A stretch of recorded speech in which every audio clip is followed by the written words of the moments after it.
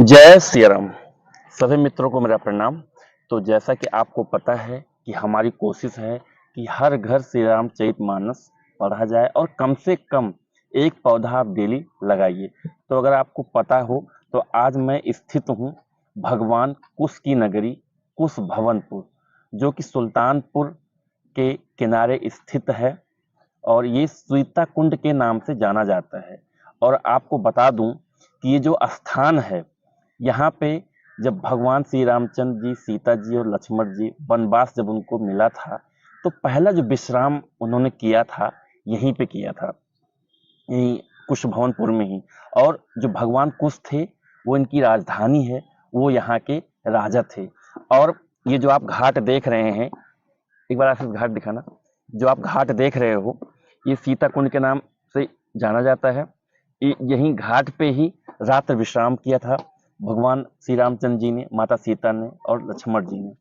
तो बाकी और भी आपको हम दिखाएंगे यहाँ के बारे में। बाकी आइए, पहले जो हमारा रोज का, आपको पता है कि मैं रोज श्री रामचरितमानस कम से कम 5 चौपाई पढ़ता हूँ और आप लोगों से मैं ये बोलता आया हूँ कि कम से कम 5 चौपाई आप डेली पढ़िए श्री रामचरितमानस की। आप भी पढ़िए, अपने बच्चों को भी पढ़ाइए। और मैंने ये भी बोला है कि हम लोग अपने बच्चों से ये तो बोलते हैं कि बेटा पढ़ाई कर लो, हम उनको हॉस्टल भेज रहे हैं, महंगे महंगे कपड़े दे रहे हैं, महंगा मोबाइल दे रहे हैं, आईफोन दे रहे हैं, बट हम उनसे ये कभी नहीं बोलते हैं कि बेटा आप भी पूजा करो, आप भी श्री रामचरितमानस पढ़ो। तो हमारी जो ये मुहिम है कि हर घर श्री रामचरितमानस पढ़ा जाए, कम से कम 5 चौपाई आप डेली श्री रामचरितमानस की पढ़िए। कुछ लोग ऐसा ही बोलते हैं कि भैया मैं जॉब पे जाता हूँ, बिजनेस करता हूँ, टाइम नहीं लगता। टाइम आप निकालेंगे तो मिलेगा, ऐसा नहीं है। उसके लिए आप कुछ मत करिए, कम से कम आधा घंटा पहले उठिए, ठीक है, और श्री रामचरितमानस पढ़िए। डेली श्री रामचरितमानस पढ़ के आप तभी जाइए ऑफिस, ठीक है। तो अगर आप संस्कार देना चाहते हैं अपने बच्चों को तो उनको भी पढ़ाइए, अपनी बेटियों को भी पढ़ाइए। जो आजकल हमारे बच्चे इस चकाचौंध जिंदगी में परेशान हैं, दूसरे मार्ग पर भटक रहे हैं, और आप चाहते हैं आपकी बेटी शादी और कहीं, मतलब आप चाहते हैं अच्छे परिवार में करे, बट वो शादी विवाह कहीं और कर रहे हैं, ठीक है। तो इन सब चीजों से अगर आप मुक्ति चाहते हैं तो श्री रामचरितमानस आप खुद भी पढ़िए और अपने बच्चों को भी पढ़ाइए। जय श्री राम। तो आइए श्री रामचरितमानस की शुरुआत करते हैं। इसके बाद पढ़ने के बाद थोड़ी सी हम आपको यहाँ के बारे में दिखाएंगे, सीताकुंड में क्या क्या चीजें हैं, क्या मंदिर में क्या है, उसकी जानकारी भी देंगे आपको। तो जय सीताराम। दोहा। सोता त्रिविध समाजपुर, ग्राम नगर दुहकूल, संत सभा अनुपम अवध, सकल सुमंगल मूल।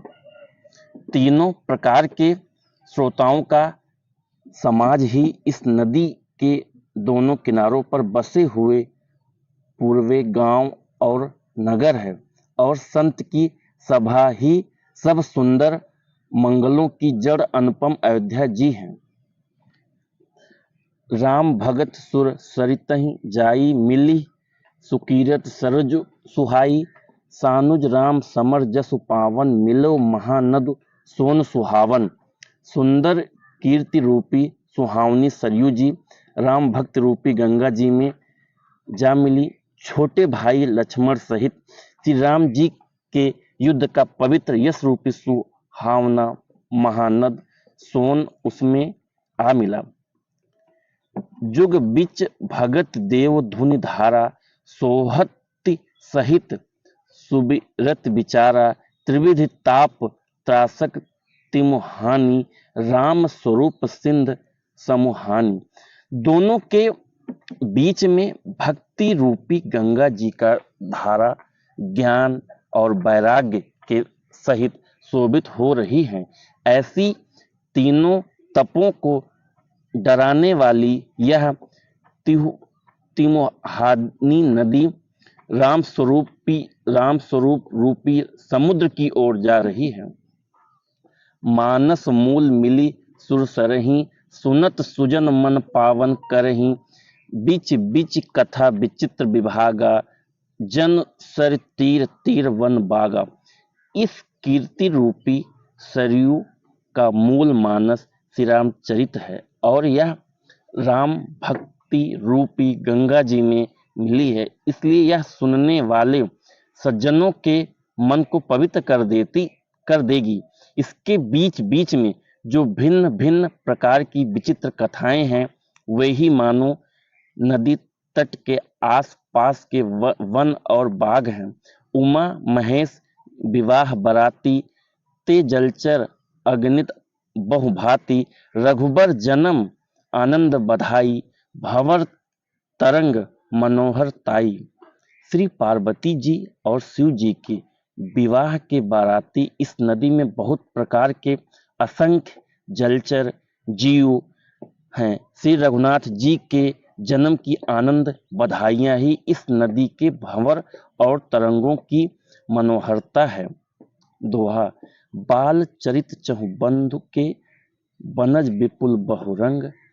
नृप रानी परिजन सुकृत, मधुकर बार विहंग। चारों भाइयों के जो बाल चरित हैं, वे ही इसमें खिले हुए रंग बिरंगे बहुत से कमल हैं। महाराज श्री दशरथ जी तथा उनकी रानियों और कुटुंबियों के सत्कर्म कुंड ही भ्रमर और जल पक्षी हैं। सिए स्वयंवर कथा सुहाई, सरित सुहावन सो छवि छाई।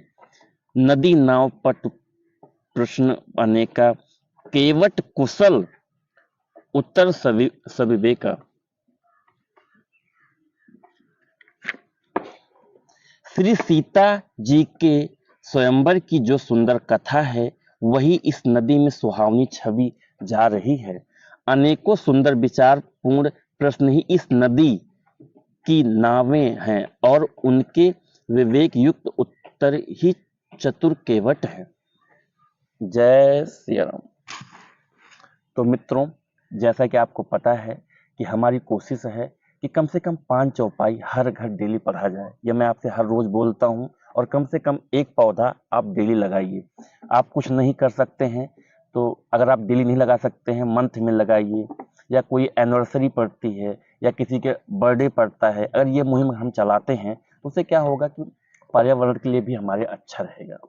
और श्री रामचरितमानस से आपको पता है कि ज्ञान मिलना है, आपको काफी कुछ सीखने को मिलेगा, आपके बच्चों को, आपकी फैमिली को संस्कार भी आएंगे। तो इसी के साथ मैं अपनी बारी को विराम देता हूं।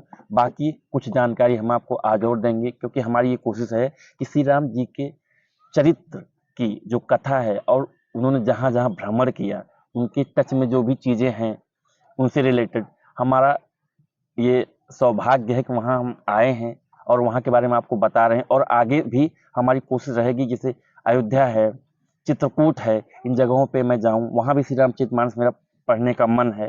धीरे धीरे कोशिश में लगा हूं, मैं वहां भी जाऊंगा और आपको उसके भी बारे में बताऊंगा। अगर और भी यहाँ के बारे में अगर आप देखना चाहते हैं और भी जानकारी चाहते हैं तो इसी में मैं आगे जोड़ दूंगा, एक पार्ट और इसी में जोड़ दूंगा साथ में ही, आप चाहे उसको भी देख सकते हैं, सीता कुंड के बारे में, जो कि सुल्तानपुर में स्थित है।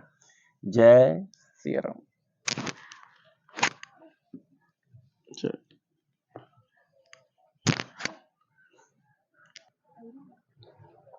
धूप आई मतलब के आगे यहाँ तो ये भगवान कुश की मूर्ति है,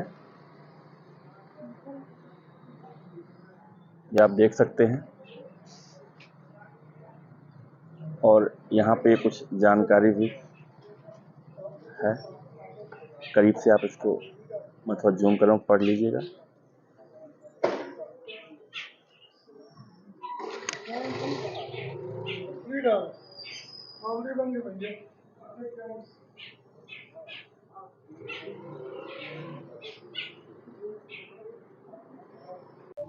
ये सीता कुंड पे ही घाट पे स्थित है शनि मंदिर।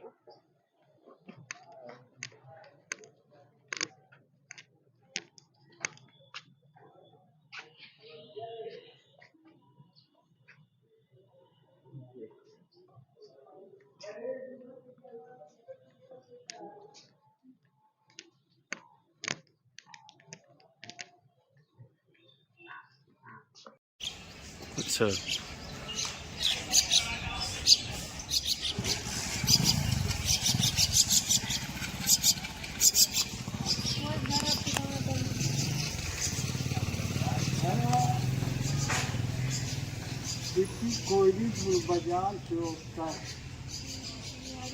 तो जैसा कि देख रहे हैं, ये हमारे हनुमान जी हैं।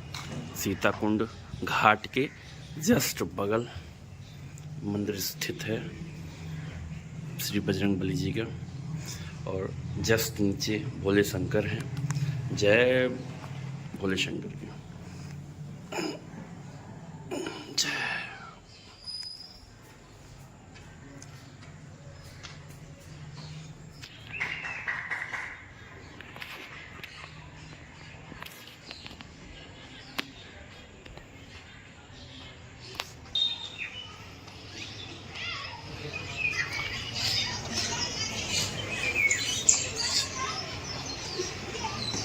इस सीता कुंड जी के बगल जस्ट ही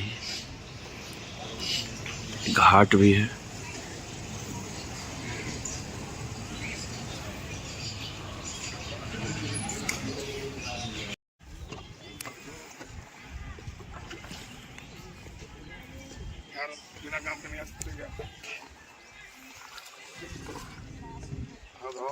ये बढ़िया धूप लग रही है।